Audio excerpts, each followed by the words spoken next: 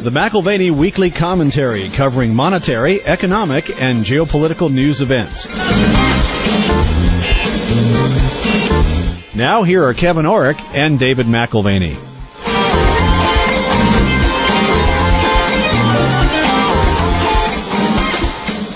Welcome to the McAlvany Weekly Commentary. I'm Kevin Orrick along with David McAlvany. David will be joined today. We've talked about this for weeks with Dr. Marc Faber here in a moment.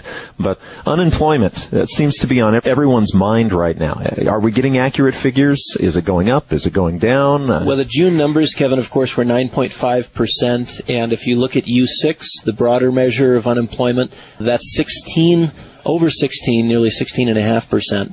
If you use some old metrics and factor in everyone who actually is off the payroll, discouraged workers, people who have not looked for over a year, you actually end up with numbers as high as 18.2 to 20.5%. So these are people who maybe would like to have a job but have either become discouraged or just cannot find a job in more than a year. Right. Now, there's not a lot of clarity in terms of what the unemployment numbers mean because the Bureau of Labor Statistics factors in a number of things that are pure fiction. This last month in June, 467,000 jobs were lost, but the BLS helped you get to that number by fabricating 185,000 jobs. Just out of thin air. Right. Yeah. So the good news is the Bureau of Labor Statistics, using their birth-death modeling, tones down that fabrication in the second half of the year. Their model is more active, if you will, in the first 6 months of the year.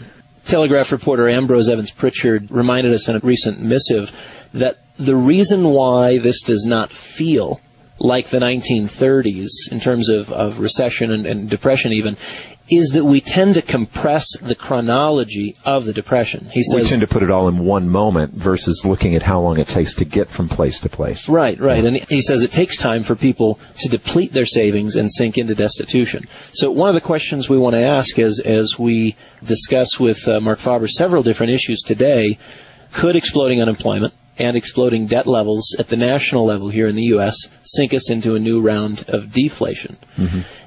Countering that, perhaps, we've got monetization. This week, the update, this week $7 billion was monetized. Those are the 2014 to 2016 vintage treasuries.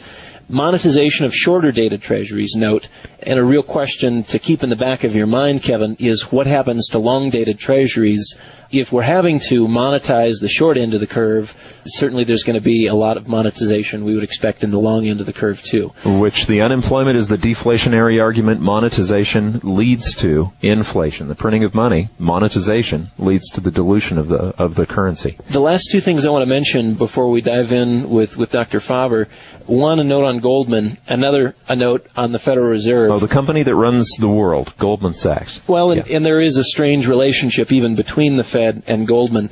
Goldman's in a bit of a crisis moment this last week. They had some software stolen, which was sent to a German computer server, and the assistant U.S. attorney in federal court told a federal judge that this software in the wrong hands could pose a threat to the U.S. markets. I quote, he said, "The bank has raised the possibility that there's a danger that somebody who knew how to use this program could use it to manipulate markets in an unfair way."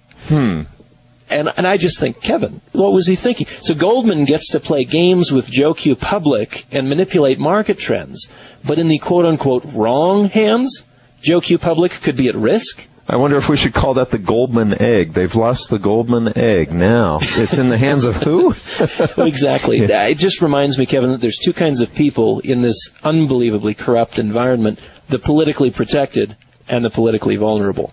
And I read a speech, speaking of politically protected and those who are insiders. William Dudley, who's the current president and CEO of the New York Fed, recently spoke at a Bank of International Settlements conference. This is the central bankers' bank, if you will.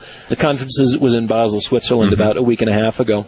Kevin, I'd like to remain respectful, but frankly, it's very difficult when you read his thoughts on the, quote, lessons we've learned from the financial crisis. Things like this. Monetary policy cannot prevent bubbles. In fact, his view is that, adjusting short-term interest rates is viewed by the Fed as an ineffective tool in countering the development of bubbles. Oh, so rather than being a causer of bubbles, like Alan Abelson said last week, when he was saying Greenspan can be identified as the creator of the last couple of bubbles. What he's saying is it's ineffective. He's arguing basically for a larger toolbox and greater control for central banks across the globe.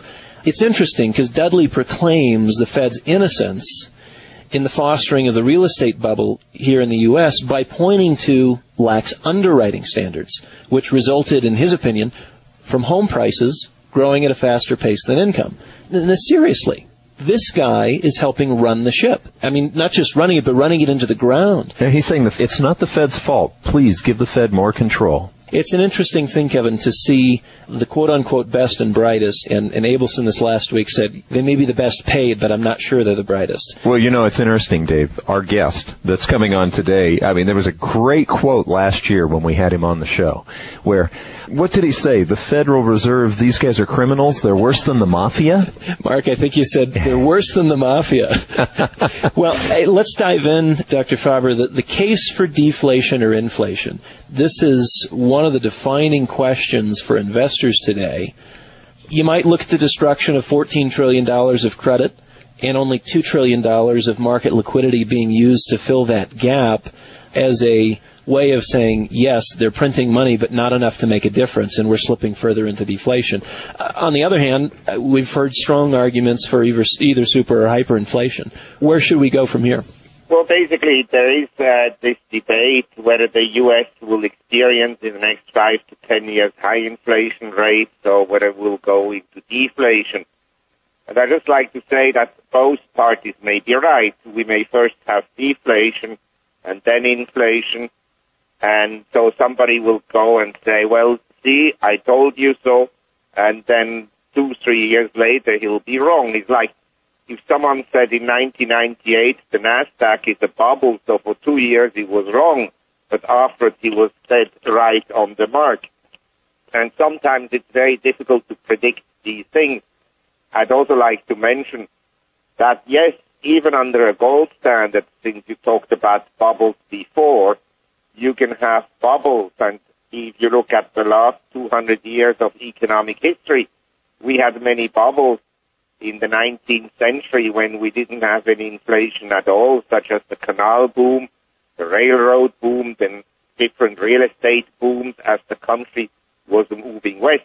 But the point is, usually, when you have a bubble, it's a bubble in one sector, and at the same time, some other sectors deflate.